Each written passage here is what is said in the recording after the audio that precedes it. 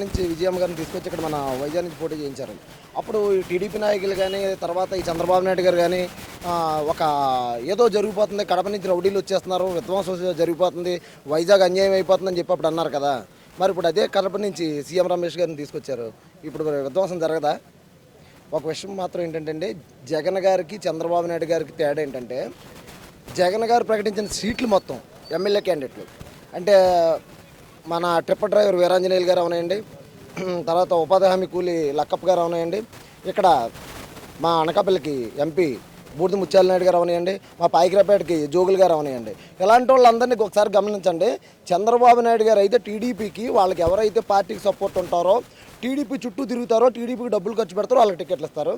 జగన్ గారు జనాల్లో ఎవరైతే ఉంటారో వెతికి జనాల్లో ఉండే క్యాండిడేట్లు టికెట్ ఇస్తారండి. అది మాత్రం నిజం. తర్వాత ఏంటంటే మాకు సోషల్ మీడియాలో మేము మండలి కన్వీనరు, మా బాసు నియోజకవర్గ కన్వీనరండి.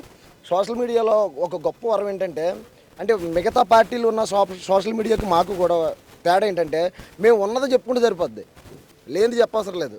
జగన్ గారు ఏదైతే చేశారో అది చెప్పుకుంటే సరిపోద్ది.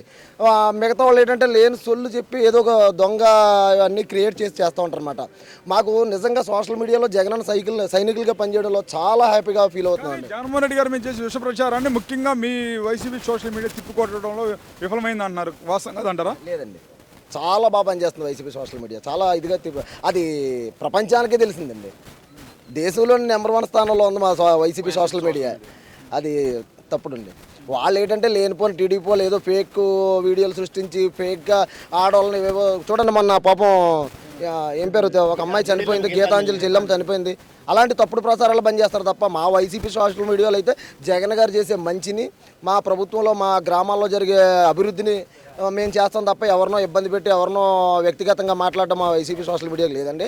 మా వైసీపీ సోషల్లో కొంతమంది మా పేర్లు పెట్టుకొని క్రియేట్ చేసుకొని దొంగంగా వాళ్ళు ఎక్కువగా మా చెడు వచ్చేలా వాళ్ళు చేస్తున్నారండి. అది నిజం.